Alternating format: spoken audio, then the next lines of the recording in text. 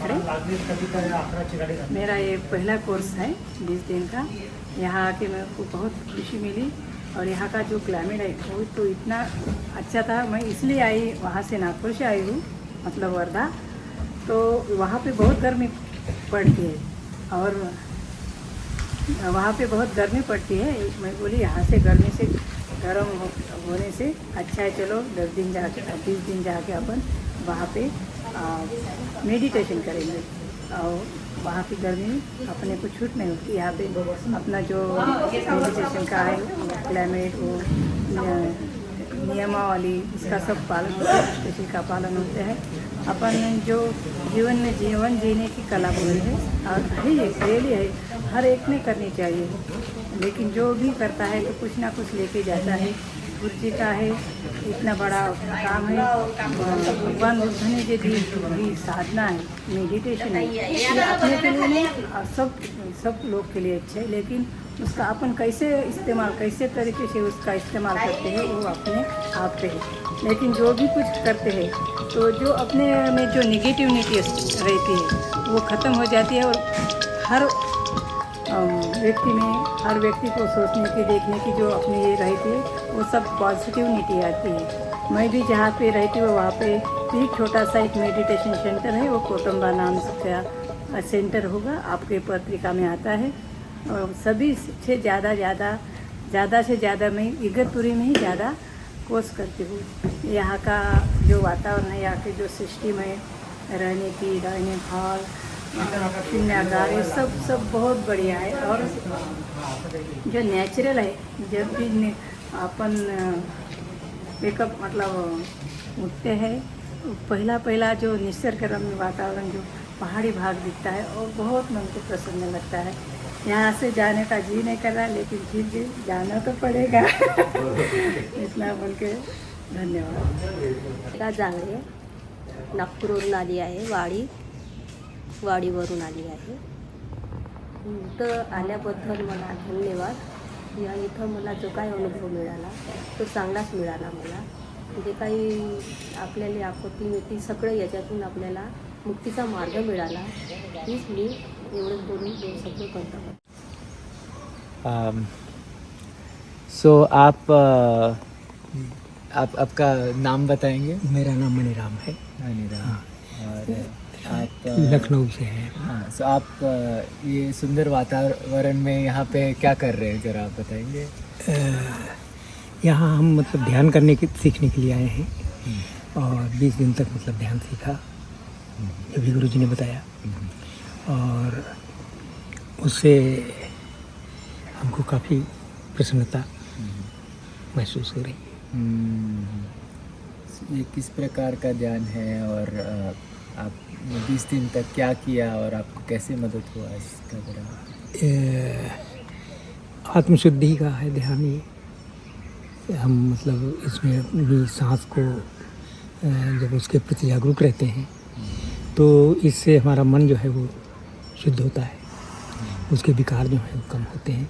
जब हम संवेदनाओं को अपनी देखते हैं और उत्पाद व्यय का जो फार्मूला देखते हैं, जैसे गुरु जी बताते हैं कि हर चीज़ जो है वो मतलब जो जिसका उत्पन्न होती है वो नष्ट होती है, तो उसी तरीके से हमारी संवेदनाएं जो हैं वो उत्पन्न होती हैं, नष्ट होती हैं।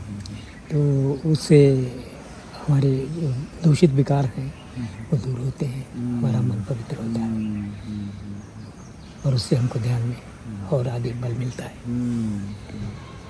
बहुत ही सुंदर तरीके से आपने ये साधना के बारे में एक्सप्लेन किया है। आपने बताया कि ये सांस और संवेदना को देखते हुए ये आप समझ में आता है कि देखते देखते समता रखते हुए समझ में आता है कि ये सब अनित्य है, ये सब बदल रहा है और उससे मन शुद्धि होती है और मन के विकार निकालते हैं, ये आपने बताया। और ये आपने 20 दिन तक आपने ये किया है और अभी आपने बोला कि आपको बहुत ही सुख शांति का एहसास। और विपश्यना करने से पहले मेरी स्थिति ये थी कि मैं स्टिक लेकर के चलता था। मेरी उम्र 83 प्लस है, तो मैं स्टिक लेकर के चलता था और बिना दवाई के मतलब कोई दिन मतलब नहीं ऐसा होता था। ब्लड प्रेशर की अलग से है, अस्थमा की अलग से है, और कई मतलब ये दवाएं रेगुलर थी। तो ये जो है अब इस समय बिल्कुल बंद है, कोई दवा मैं नहीं लेता हूँ। और स्टिक वगैरह मतलब कुछ नहीं है। और सुबह मैं आधा घंटा ध्यान शुरू करने के पहले एक्सरसाइज भी करता हूँ, जिसमें करीब 10 मिनट प्राणायाम और बाकी फिजिकल एक्सरसाइज। और इस मेरी सेहत में इतना सुधार है कि मैं आराम से यहाँ 8 घंटे ध्यान में बैठता हूँ बिना बैक सहारा लिए। जमीन पे जी। तो ये बहुत ही गुरु जी की मतलब देन है। उन्होंने मतलब हमको सही मार्ग बताया और उस पे चल करके हम देखिए फिजिकल लाइफ में भी स्वस्थ हैं हम। और वो दवाएं वगैरह भी हम नहीं ले रहे हैं। और हम में मतलब इतना उत्साह भी है कि अभी 20 डेज किया है, जबकि घर से मतलब इतना लंबा सफ़र कर पाना मतलब बिल्कुल कभी सोच भी नहीं सकते थे। और घर वाले आने नहीं दे रहे थे, बच्चे हमारे साथ में आ रहे थे हमको भेजने के लिए। फिर मैंने उनको मना किया कि भाई नहीं, तुमको नहीं जाना है, हम जाएंगे और हम कोई दिक्कत नहीं होगी। और इतना मतलब अब ये इतनी हम में ऊर्जा है, समझिए ये गुरुजी की देन है कि हम मतलब अब 30 दिन वाला शिविर जो है जल्द से जल्द करने की सोच रहे हैं। आपका उत्साह जो है वो आपके चेहरे पे हमें मतलब महसूस होता है। और जैसे आपने बोला कि इतना फिजिकल जो आपका स्वास्थ्य है उसमें आपको फ़र्क महसूस हुआ है। तो ये और आप स्टिक से चलने वाले से लेके आप 8 घंटा नीचे बैठ के तो मैं नीचे बैठ के ध्यान करते मतलब धमगिरी ऊपर कल चढ़ करके गया और वापस। तो ये सब गुरु कृपा से है, गुरु जी की दया है कि उन्होंने हमको सही मार्ग बताया और उस मार्ग पे चल करके हम अपना जीवन धन्य करेंगे। और जो सबसे ज़रूरी बात जो आप मैं यहाँ पे आई थिंक बताना चाहूँगा, जैसे आपने बोला कि ये मार्ग है जहाँ पे हम सांस और संवेदना के साथ, जो हमें हर इंसान के पास अवेलेबल है, हर इंसान जैसे बोलते हैं कि जन्म से लेकर मृत्यु तक जी रहते, इसमें कोई धर्म का, कोई संप्रदाय का, कोई गुरुडम का, कोई किसी चीज़ का ये नहीं। इसके साथ चलते चलते मन के विकार निकल रहे हैं और आप इतना स्वास्थ्य में बदलाव महसूस कर रहे हैं। तो बहुत धन्यवाद शेयर करने के लिए। और इसी ये अब मैं और एक मेरे साथ इधर ये भी जुड़े हुए हैं। आपका ज़रा नाम बताएंगे? हरीश उमाले है, मैं अमरावती डिस्ट्रिक्ट से हूँ। और हरीश जी, आपका अनुभव जो है, आपका अनुभव कैसा रहा? ये एक अमृत है, मतलब ये सब भी अमृत के आगे कोई शब्द नहीं रहता है। ये जैसे सागर मंथन में जैसे होता था तो सब बुराई निकालती थी, अच्छाई निकालती थी, ये सागर मंथन है।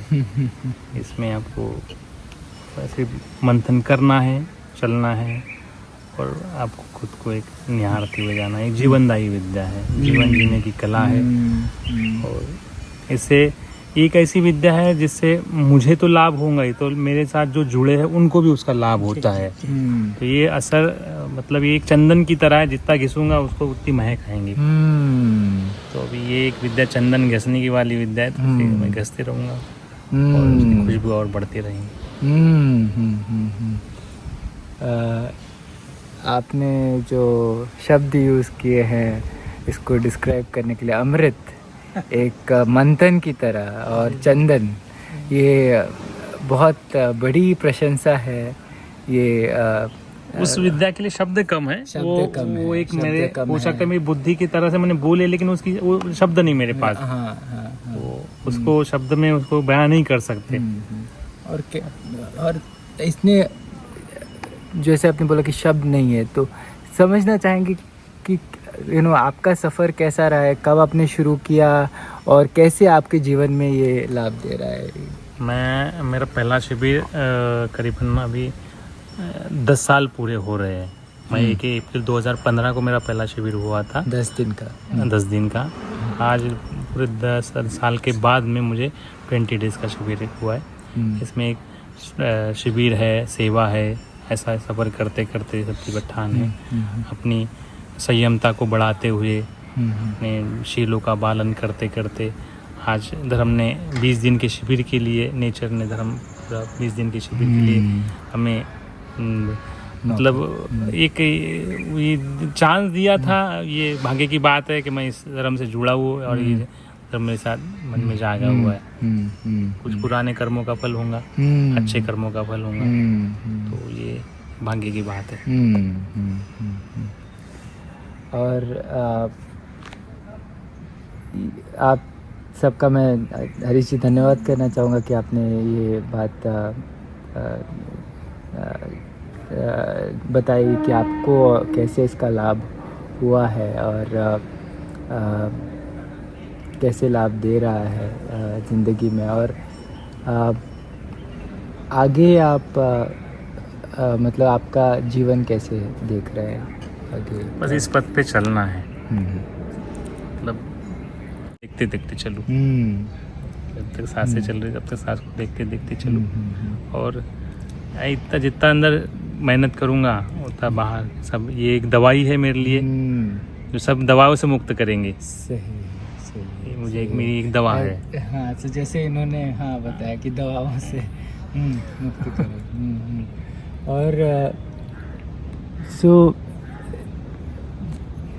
जैसे आई थिंक उद्देश्य ये नहीं होता है, जैसे विपश्यना का जहाँ तक मैं समझता हूँ कि हम सांस के सहारे, संवेदना के सहारे हम अपने विकार कम करते हैं।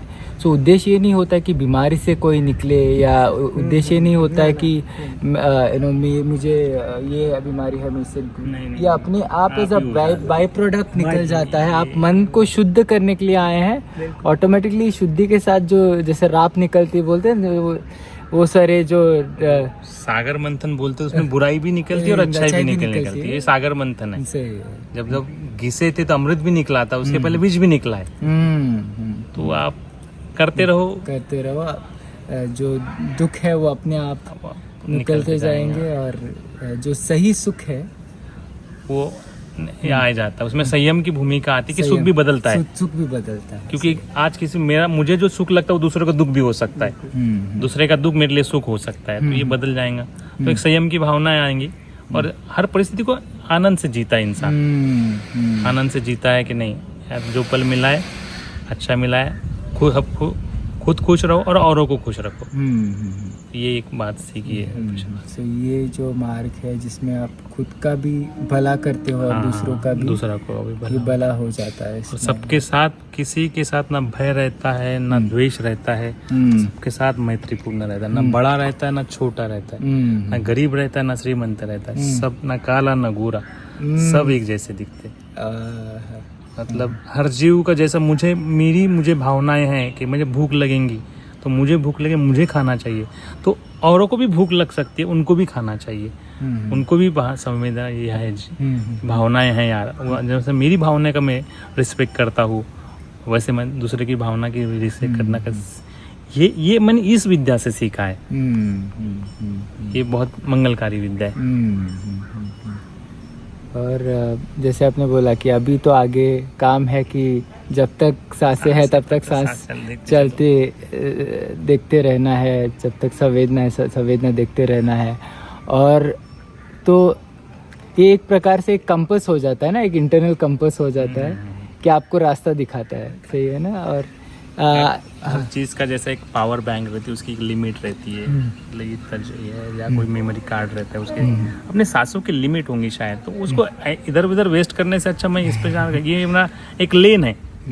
जैसे एक गाड़ी अपन हाईवे पे चलाए तो एक लेन देते रहते हैं कि भाई आप इस लेन में चलाए हो तो आपका एक्सीडेंट नहीं होगा या आप सुरक्षित जाएंगे। तो ये मेरा लेन है, इसको लेन को छोड़ूंगा तो फिर दुर्घटना होनी है, तो मैं इस लेन को पकड़ के चलूंगा तो मैं भी सुरक्षित रहूंगा और भी सुरक्षित रह सकते हैं। तो मैं इस लेन को नहीं छोड़ना चाहूँगा। यही मैं सभी लोगों से मैं धर्म से आज कृपा मांगूंगा कि भाई लेन ना छूटे, दुर्घटना घटना, मेरी भी हो सकता है नुकसान, औरों का भी हो सकता है। तो धर्म में जीना है, बस इसको बस बस ये लेन ना शुद्ध छूटे। धर्म जो मतलब संप्रदाय और इससे परे है। सो शुद्ध धर्म में जीना है, अपने जो नेचुरल सांस है, नेचुरल संवेदना है, इसके साथ काम करते करते आगे बढ़ना है। वो ना समझ पना था पहले शुरुआत में 10 साल पहले कि भाई यार धर्म ये चीज़ होती है, लेकिन आंखें खुली। गुरु जी बताते 2 जन्म होते हैं, एक अंडे में और एक पक्षी के रूप में। तो एक माता पिता ने जन्म दिया है कि ये विपश्यना माता है हमारी, विपश्यना माता है। सर आप इसके बारे में और कुछ ऐड करना चाहेंगे, बताना चाहेंगे और तो बता सकते हैं कि जैसे उन्होंने बताया कि दूसरों को भी लाभ हो रहा है, और आपने भी बोला कि मेरे में भी बहुत सारा ऊर्जा है, मेरे भी बहुत सारे चेंजेस मैंने देखे हैं। और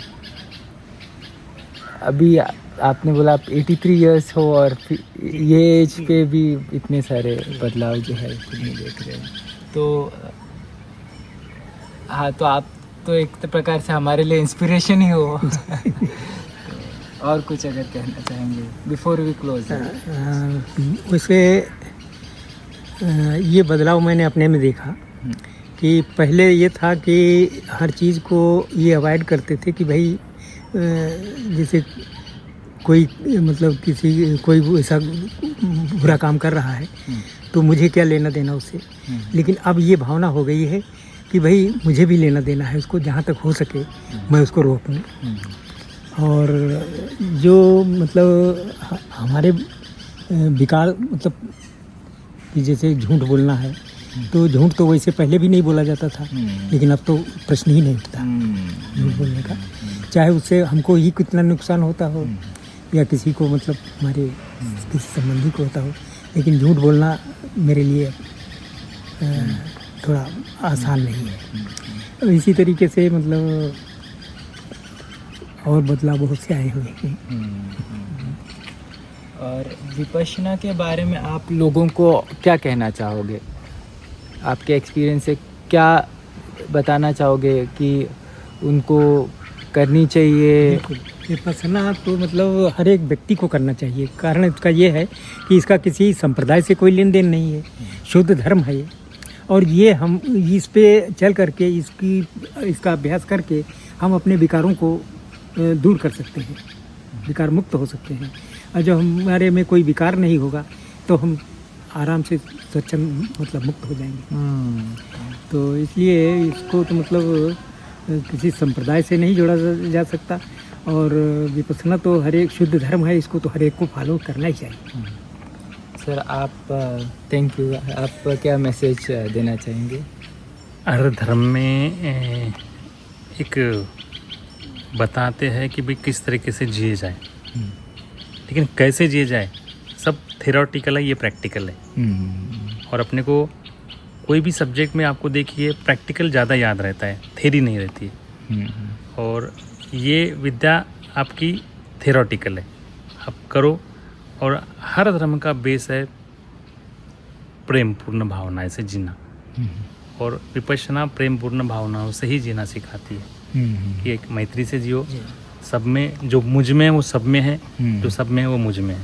मैं भी सृष्टि का जीव हूँ और भी लोग सृष्टि के जीव हैं। तो ये सिखाती है विपश्यना।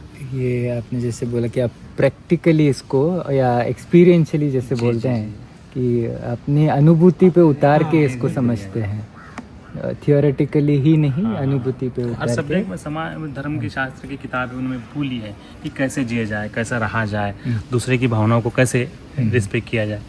लेकिन ये सुनना, आप जब कोई इस बात सुनते तो हमेशा याद नहीं रहती, वो आपका मन का एक पार्ट सुनता है। लेकिन मन को वो बात 100% यदि उसने समझ ली तो इम्प्लीमेंट करवा देता है। सही है।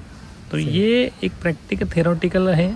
आप प्रैक्टिकल करने बैठते हैं, वो महसूस होता है कि भाई मैं दूसरों के साथ गलत करूँगा तो मेरे साथ क्या होगा, मैं दूसरे के साथ अच्छा करूँगा तो मेरा क्या होगा। सबसे कोई भी अच्छी और बुरी बात की शुरुआत मेरे मन में होती है। बेटू अभी 2 मिनट बाद बात करते हैं। मेरे मन में होती है, शुरुआत मेरे मन से होती है। और सबका शास्त्र है और अमृत है। एक ही बात बोलूँगा, अमृत है। सो अमृत को चखो, अमृत को चखो, कैसे भी अमृत को चखो। तो इसी बात पे हम ये डिस्कशन कंप्लीट करते हैं और बहुत धन्यवाद। आपका भी बहुत बहुत शुक्रिया, बहुत बहुत शुक्रिया, बहुत बहुत शुक्रिया। वर्कर हैं। यहाँ धम्मगिरी में आप सेवा दे रहे हैं, कितने महीने से सेवा दे रहे हैं? सेवा नहीं दे रहे सर। आप काम कर रहे हैं यहाँ Yes. पे? आप यहाँ पे एम्प्लॉई हो? हाँ। अरे वाह, अच्छी बात है। तो किचन संभालते हैं आप? गाँव मैं उत्तर प्रदेश झांसी। नाम भी बताइए। नाम मेरा धर्मेंद्र कुमार द्विवेदी है और मेरे गांव के 7-8 लड़के हैं। अच्छा, तो इनकी टीम, आपकी टीम है किचन की। यस। तो किचन कैसे होता है, किचन क्या, हमें बताइए। आप यहाँ पे आइए, कमल के पास आते हैं। जैसे कमल खिला है ना, पूरा क्लीन है ना? चिखल में होके भी क्लीन है पूरा कमल, उस तरह से बताइए आप किचन क्या सेवा देते हैं, यहाँ के सेवा भाव क्या है आपके, यहाँ से क्या सीखा आपने? पहली बात तो हमको मैत्री रूप से रहना है, अपने से जो सीनियर है या सम कक्ष का, उससे भी मैत्रीपूर्ण रूप से बात करने का। गुरुजी का हमने शिविर भी किया है और किचन में जो हमको काम दिया जाता है वो हम तय दिल से करते हैं। कितने साल से हो? मैं इधर हो गया मेरे को 5-6 साल। 6 साल हो गए आपको। और आपकी सीख यही रही कि मैत्री सबसे इम्पोर्टेंट है। और आपने क्या सीखा 5-6 साल? बहुत टाइम होता है 6 साल। जी सर, मैंने यही सीखा कि किसी भी परिस्थिति में हमको अपना एडजस्टमेंट करके रहना चाहिए। सुख दुख तो ऐसा कि होता रहता है, कभी कम लड़के रहते हैं तो वो उसमें हम एडजस्ट करते हैं, बस नहीं है। मैंने 3 कोर्स 10-10 दिन वाले और एक शक्ति पठान, सती पता नहीं। एक 3 डेज वाला किया है। यही धम्मागिरी पे किया। हमारे महाराज करवाते हैं ना शिविर, प्रत्येक लड़के को करना अनिवार्य है। इसका अनुभव बताइए वो पहले का। जब हमने शिविर नहीं किया तब ये देखो, जब व्यक्ति किसी धर्म के समकक्ष शरण में जाता है उसके विचारों में तो चेंजिंग आएगी, स्वाभाविक है। और इधर का माहौल बहुत बेटर है अदर जगह की माहौल से। इधर का माहौल बहुत शांतिपूर्ण वातावरण है, जिससे अपने माइंड को भी रिलैक्स मिलता है। धर्म क्या है आपके लिए? ये लोगों की सेवा करना मेन इम्पोर्टेंट यही है। हिंदू, मुस्लिम, क्रिश्चियन? नो, इसकी वो नहीं रखता है मायने। फर्ज अपना पहले यही है ना कि मनुष्य है तो मनुष्य की सेवा करना है। मनुष्य है, मनुष्य जैसे ही रहना है। और आप तो अन्नदाता हो, तो अरे सबको हम अन्नदाता नहीं है, अन्न पकाते हो। हम इतना सेवक हैं। हमको ये फर्ज मिला है, वो करते हैं जो ईश्वर ने हमको दे दिया। इस माध्यम है एक दूसरे का, बल्कि हम तो आपकी सेवा कर रहे हैं जो आते हो। जितना हमसे बनता है कोशिश यही करते हैं हमसे कोई। सांगा, नाव सांगा आणि एक्सपिरियन्स सांगा। नमस्कार, मी डॉक्टर प्रणय उताने. ॲक्च्युली हा माझा दुसरा कोर्स होता तो मी इगतपुरीला केलेला. इगतपुरीला कोर्स करणं ह्याच्यासाठी एक पण भाग्य लागतं, कारण ते भाग्य प्रत्येकाला मिळत नाही. पण ते भाग्य मला मिळालं आणि ते भाग्य मिळत असतानाच त्याचा एक फायदा हा झाला आहे की खरंच विपश्यना नेमकी असतं काय. विपश्यना ही कुठल्याही प्रकारच्या कोणत्याही धर्माला बांधलेली नाही. मनुष्य आहे, प्रत्येक मनुष्यात मन आहे, शरीर आहे. तर मनावरची जी चिकित्सा केल्या जाते ज्याच्यामुळं तुम्हाला फायदा होईल, कुठल्याही प्रकारचा फायदा होईल. कारण सर्वात महत्त्वाचं तुम्हाला त्रास देणारं, तुम्हाला सुख देणारं, तुम्हाला दुःख देणारं, तुम्हाला भावनिक करणारं हे जर काही असेल तर ते तुमचं मन आहे. पण ह्या मनावर जर तुम्ही चिकित्सा केली, कारण आपण ऐकलं असेल शरीरावर चिकित्सा होते, मनावर पण चिकित्सा होते, पण गोळ्या देऊन, आणि ती तात्पुरती असते आणि त्याच्यापासून तुम्हाला सुटका मिळत नाही. मी डॉक्टर आहे स्वतः. मी स्वतः डॉक्टर आहे म्हणून या सर्व गोष्टी तुम्हाला सांगतोय. मनापासून एकच गोष्ट सांगतोय, मनावरची चिकित्सा अतिशय चांगल्या पद्धतीने जर करायची असेल, कुठल्याही प्रकारची व्याधी न ठेवता, व्याधी म्हणजे शारीरिक आणि मानसिक दोन्ही. मानसिकमध्ये जसे सांगितलं आहे काम, क्रोध, लोभ, मोह, मद आणि मत्सर, याच्याशिवाय जर तुम्हाला चिकित्सा करायची असेल त्यासाठी तुम्हाला विपश्यना करणं फारच आवश्यक आहे. म्हणून सर्वांना कळकळीची विनंती आहे की विपश्यना काय आहे ते जाणून घ्या आणि त्यानुसार वागण्याचा प्रयत्न करा. इथे एकदा एंट्रन्समध्ये या, आतमध्ये या. आतमध्ये आल्यानंतर काय असते विपश्यना ही काय असते ही जाणून घ्या. धन्यवाद. आणखीन तुम्हाला काय नवीन मिळालं दुसऱ्या कोर्समध्ये पहिल्या कोर्सपेक्षा वेगळं? हां, कोर्स एक मिनिट आपण सारख्याच जाऊया जरा असं. मी पहिला कोर्स केलेला 2021मध्ये. 2021मध्ये कोर्स केला तेव्हा कोर्स हा कळायला थोडा कठीण आहे. कारण प्रत्येक गोष्ट कळायला थोडी कठीणच राहते. कारण आपल्यावर मनावर चिकित्सा करायची आहे. मनावर चिकित्सा जर करायची आहे तर मनावर चिकित्सा करत असताना ती कशा प्रकारची असली पाहिजे. मनावरची चिकित्सा आहे फार कठीण आहे. हे बघा, तुम्हाला पण लक्षात आलं असेल की कुठल्याही प्रकारची चिकित्सा करत असताना प्रत्येक वेळी तुम्हाला यश मिळेलच असं नाही आहे.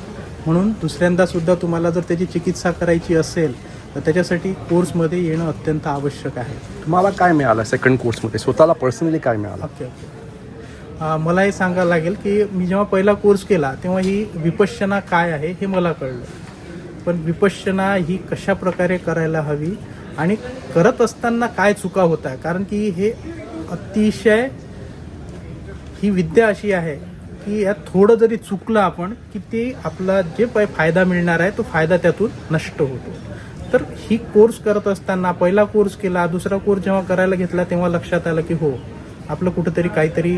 कारण मला जाणवलं, आता आम्ही ग्रुप सेटिंग सुरू केलेली आमच्या गावामध्ये 3 ते 4 महिने झालेत. पैकी 2 महिने असे झालेत की असं वाटलं की यार खरंच खूप छान आहे.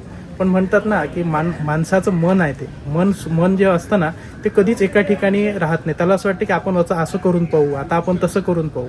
पण नंतर जेव्हा त्यात काही चेंजेस करण्याचा प्रयत्न केला तर आमच्या मित्रांमध्येच बोलणं व्हायला लागलं की अरे आपण याची जे काही हे होतं ना ते आपण काहीतरी विसरलो आहे. त्याच्यापासून मिळणारा जो लाभ आपल्याला 2 महिने मिळाला त्याच्यानंतर तो मिळत नाही आहे. नेमकं काय कारण असेल?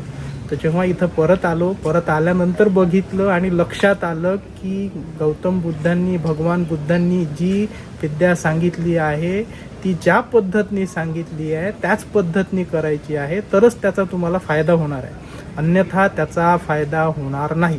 आणि तुम्हाला माहिती असेल ना की गाडीत पेट्रोल भरलं, गाडी सुरू आहे. गाडी सुरू असल्यानंतर काही वेळानंतर गाडीतलं पेट्रोल संपतं. अशा वेळेस रिचार्ज जे द्यावं लागतं ना ते रिचार्ज देणं सुद्धा महत्त्वाचं असतं. ह्या सेकंड कोर्समध्ये मला रिचार्ज द्यायसाठी ह्या ठिकाणी आलो होतो. थँक्यू. आता आपण बोलत होतो बघा, काम, क्रोध, लोभ, मोह, मद आणि मत्सर. एक सरळ गोष्ट आहे. तुमच्याकडे एक माणूस आलेला आहे. माणूस आल्यानंतर तुमची कुठल्याही प्रकारची चुकी नसताना तुम्ही काय करताय, तो येतो आणि तो तुम्हाला काय म्हणतो, डॉक्टर साहेब, मी एक डॉक्टर असल्यामुळं बोलतो आहे, डॉक्टर साहेब ते मला औषधी लिहून हवी होती आणि तुम्ही जी औषध लिहून दिली होती त्याचं असं झालं, त्याचं तसं झालं. बऱ्याच वेळेला काय असतं की आपल्यात काय होतं आहे, आपल्याकडून काय चुका होत आहे ते आपल्या लक्षात येत नाहीत. तर अशा वेळेस आपण त्याला म्हणणार, अरे तू आतमध्ये आला कसा, तुला आतमध्ये येऊ कोणी दिलं आणि तू असं कसं बोलतो आहे वगैरे वगैरे. ह्या सर्व गोष्टी ॲक्च्युली याच्यामधला जर कधी मार्ग जर बघितला ना तुमच्या लक्षात येईल की तुमची चुकी काहीच नाही आहे. तो तिथून येईल, काहीतरी बोलून तुम्हाला निघून जाईल. पण तो निघून गेल्यानंतर तुमच्या लक्षात येईल, आपण त्याच्यावर तो विचार करत राहू की हा आता आला कसा, याला आतमध्ये येऊ कसं दिलं, ह्या लोकांनी व्हिजिटर्स अलाव नाही आहे, हे लोकांना आतमध्ये कसं येऊ दिलं आणि आतमध्ये येऊन हा अशा कशा कंप्लेंट्स आपल्याला करतो आहे, बरोबर ना. पण याचा सर्व मतितार्थ जेव्हा पाहिला आपण काय करणार की तो विषय आहे ना घरंगळत राहणार, चघळत राहणार. एक दिवस जातोय, 2 दिवस जातोय, 5 दिवस जात आहेत, 30 दिवस जात आहेत. 2 वर्षानंतर माझा एक मित्र भेटला, त्याला सुद्धा मी तसंच सांगतोय, अरे हे असं झालं होतं बरं. पण मला एक सांगा, ह्याच्यामध्ये सर्वात काय केलं आपण की जी चुकी होती त्या चुकीलाच आपण नेहमी चघळत राहिलं. आणि ह्याच्यामुळंच आपण काय केलं, आपण स्वतःसाठी आपण क्रोध उत्पन्न झाला, मोह जो होता तो दूर झाला, द्वेष उत्पन्न झाला त्या व्यक्तीबद्दल. आणि आपण तेच तर ह्याच्या मागचं कारण काय की त्याच त्या संवेदना आपल्या तयार होत आहे आणि त्याच त्या आपल्याला त्रास देत आहेत, बरोबर. पण ह्याच्यातून जर तुम्हाला निघायचं असेल तर तुम्हाला फक्त एकच करावं लागेल, तुम्ही विपश्यना केली म्हणजे जो चघळणारा विषय आहे, जो चघळायची कुठल्याच प्रकारची आवश्यकता नाही, त्याला तुम्ही चघळणार नाही. आणि जर तुम्ही चघळणार नाही तर त्यातून लगेच अलिप्त व्हाल. अलिप्त झाल्यानंतर तो विषय तिथंच सोडून तुम्ही नवीन कामाला नव्या जोमानं आणि 100% काम करायला लागाल. ठीक आहे.